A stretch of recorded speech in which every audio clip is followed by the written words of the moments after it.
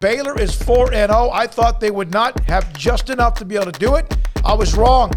And in fact, 31-29, it got dicey at the end, my goodness, but they took care of their business. They took care of their business, and they're right in the thick of things in the Big 12 right now. The win was big. It was a huge win for us. Iowa State is a good team. We went out there and competed, but on Sunday or even Saturday night when we looked at the tape, it wasn't what we wanted to see.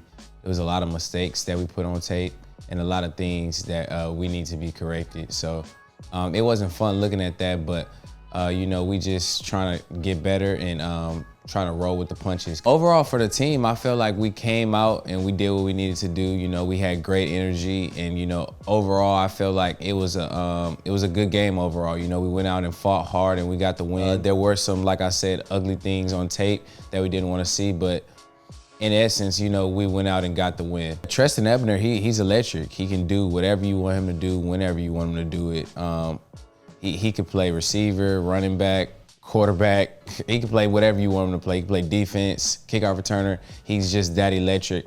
And I think some of the things that a lot of people don't see is all the people on the kickoff return that didn't have the ball in their hands. They were making great blocks. They were paying attention to details and, setting up Treston with great lanes. So I give kudos to the whole kickoff return team for that, and also the whole punt return team.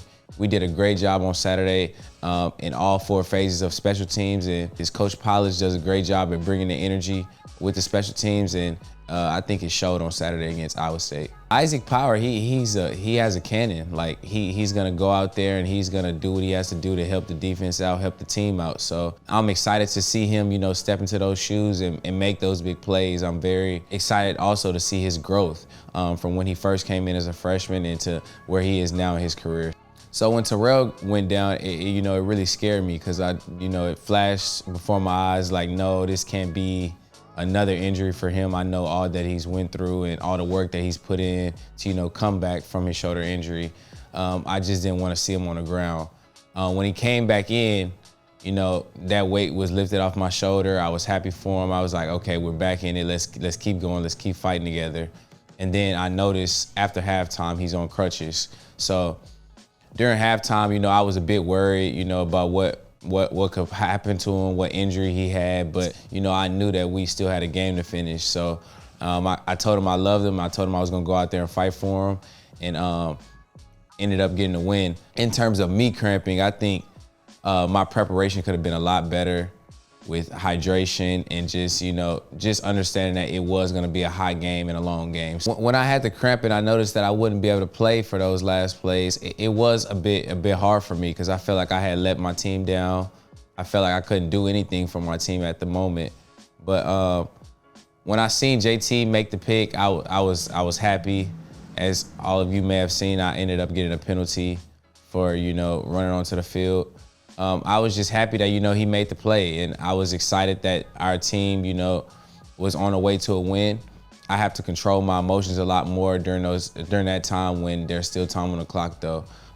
Jerry McVay came in and made 2 huge plays on the defensive side in that last play and on, the onside kick with him, knocking off the kicker to let Treston, recover the ball. So Jerry McVay has always been that guy that is going to, make the play when needed and always there when you need him. Personally, I think I played an okay game. I think there were a lot of things that I could improve on. Little details from footwork to which shoulder I'm rushing on a quarterback and different things of that nature.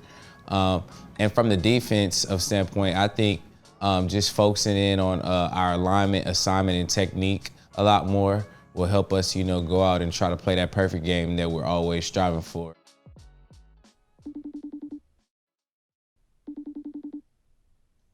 Solid win against Iowa State. The team went out there and, did what we needed to do to get the win. There's a lot of things that, we need to improve on going into this next week against Oklahoma State. So looking forward to this game in Stillwater and hopefully some of you guys can make it out there. Sick 'em Bears.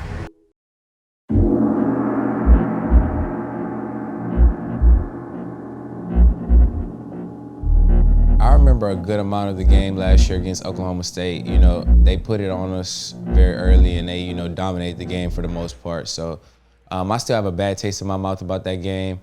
But, you know, I'm not letting that control my emotions and control the way I play. I try to go out every game, play as hard as I can and as smart as I can. So I'm trying not to let that control my emotions, but I definitely still, you know, remember what they did to us last year. Stillwater has a great atmosphere. I feel like Oklahoma State does a great job at, you know, trying to be an extra component with their team to help them get wins. We just need to, you know, dial in and focus up and, you know, focus on the details and do what we need to do to get the win. I feel like the stands does have a huge impact on the game, but they can also be silenced at times if we do what we need to do. So as a team, I think we want to be able to run the ball and we also want to be able to stop the run. I think those are two big components for the offense and defense going into Oklahoma State. Another one is, you know, protecting the ball and getting turnovers. When you do that, you allow your win percentage to go up a lot more and it helps you out in the game. Personally, run to the ball a lot more than I have in these last couple of games and also, you know, be able to communicate more with my teammates to help them, you know, be more successful on the field as well. So it just adds another component of, you know, making us even more hungrier. Like we see that the work that we put in, you know, pays off and it allows you to grow a lot more and, you know, get a lot better throughout the week and in turn that makes you have great Saturdays. So I would say that these wins don't, you know, necessarily, you know, pull us down any bit. I think it lifts us up and makes us more confident in our work that we put in throughout the week.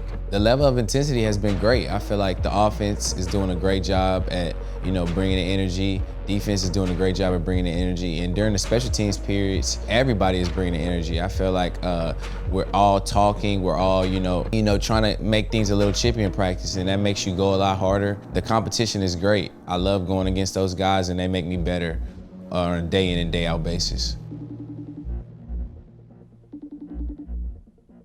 2 more days before the game.